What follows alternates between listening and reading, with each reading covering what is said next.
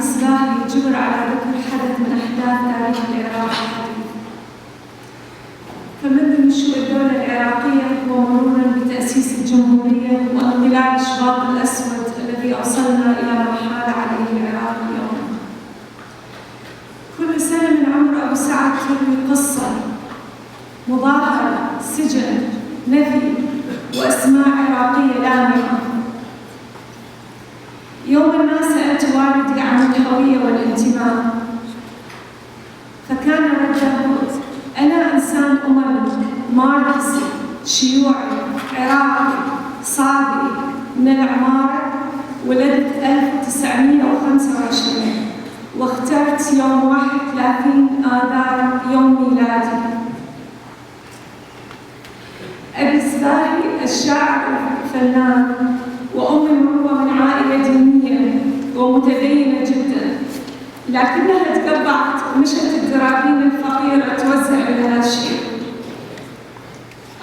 وأسست مع الأخريات النواة الأولى للحركة النسوية العراقية.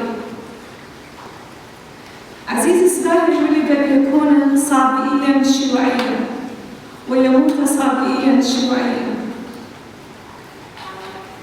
مر شبابه في السجون، ضاق أمر أنواع التعذيب الجسدي، تكبل بالحديد والسلاسل، وعندما كان خارج السجن كان في الصف الأول لوثبة قانون مراهناً على عمره. كان في ساحة السباع مع زملائه يؤسس اتحاد الطلب، كان مع بسطاء الشعب يلقي المحاورات، كان مع بدر شاكر السياب يلون بصر ديوان أزهار المالي، كان في أوتاوا مع جموع الناس يستقبل نيلسون مانديلا، كان مع أفراد يحثهم على الانتماء اليساري، كان حياً معطاءً تلميذاً إلى آخر يوم من عمره. أبو سعد خطاط ومبدع ونحات ورسام، طلبنا منه مرة مناظر يرسم لنا يزين بها بيوتنا بكندا. أخذناه لأجمل البلاكات ورسم لنا بيه الجنوب العراق. أخذناه لنياجرا فولز ورسم لنا الأهوار. شاهد الناس في الحدائق في لباس جميل مع كلابها، فرسم لنا وجوه فقيرة شاحبة جنوبية ترعى الماشية. كم من محاولة فاشلة مررنا بها ضممناه مع كادحين الشعب ورفاق دربه يحلم بوطن الحر والشعب السعيد.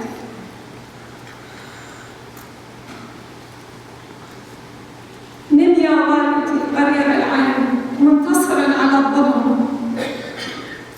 ألف تحية لك ولحبيبك الشهيد صبيح سباهي ولشهداء شعبك الأشراف.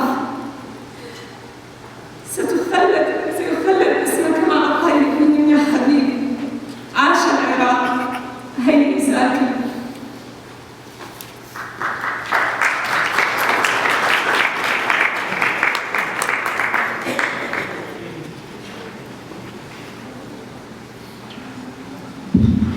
الآن كلمة اللجنة المركزية للحزب الشيوعي العراقي يعطيها حسام الصفار.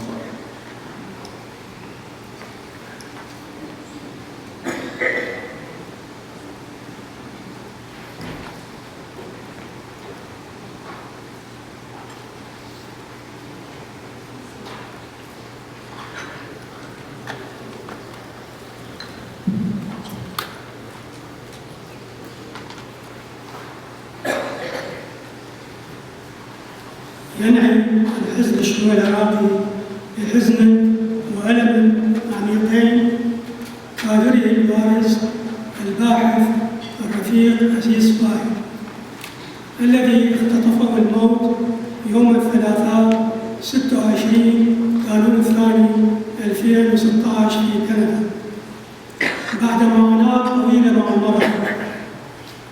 ولد الرفيق عزيز سباهي سنة 1925 والتحق بصفوف الحزب الشيوعي العراقي في سن مبكرة، ومنذ البداية انغمر متفانيا في النضال الوطني. في أواخر سنة 1948 اعتقل لأول مرة بسبب نشاطه السياسي، وكان أول حكم صدر في حقه السجن 10 سنوات والإبعاد 10 سنوات أخرى، وقد قضى سنوات عديدة في سجن محبوبة الانفرادي وسنوات أخرى في سجن بكرة السلمان، وتحمل صنوف الاضطهاد والعذاب شاهد الفقر. For 11th birthday, we blew up a lot of balloons, and many of us, we had a lot of balloons inflated, and my grandfather was one of the people helping us blowing up balloons. Except he ate a lot of onions that day, and I mean a lot of onions. And what happens during the party? You know, we're playing, we're eating cake, we're having fun, and then one of the balloons goes bang! And of course, it was one of the balloons my grandfather inflated. And sure enough, 5 seconds later, the smell of onions fills the entire room. And we're all wondering, where did that come from? So, many great memories. And of course, I was devastated to hear that he had died. And then it made me wonder, what happens when you die?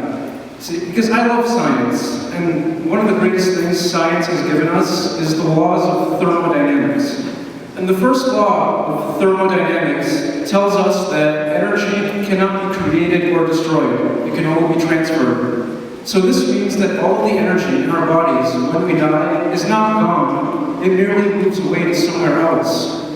And what about the material? What about the organic material in the person? When we bury someone after they die, their material goes through the ground and fertilizes it, and plants grow out of the ground. Trees grow, sometimes apples grow on those trees, sometimes other animals eat those apples. And so really, when we bury someone in the ground, what really happens is they return to nature, just as where they came from. And so once again, this gives me some level of comfort. I'm not sure if it does the same for you. But one thing that does give me a level of comfort is the legacy that my grandfather left behind him. And I'm not going to go into detail about it because it was a big legacy. But there is one part that I do want to mention, and it's the part that deals with courage. About in the middle of the 20th century, as some of you may know, my grandfather was involved with the Iraqi Communist Party. And the government did not like that, so they threw him in prison. They threw him in prison to scare him. They wanted him to stop. But he was a brave man, and he didn't stop. As soon as he came out of prison, he was right back into it.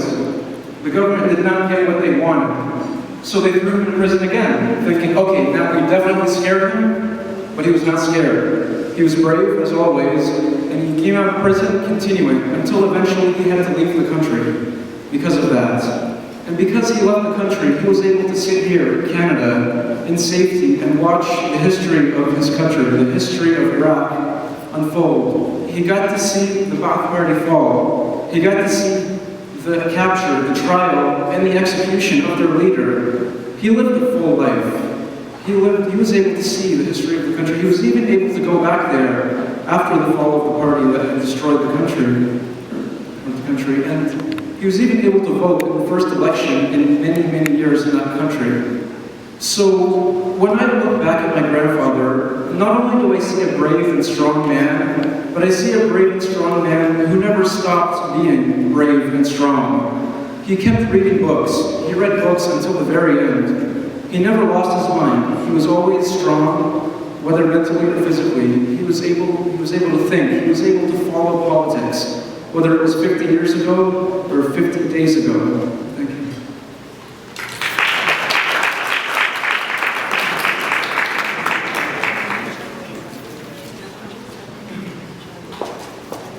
Thank you, Sam.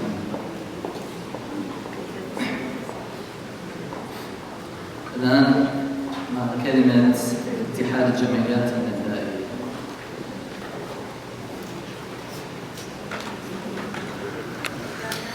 صهيب ناشي.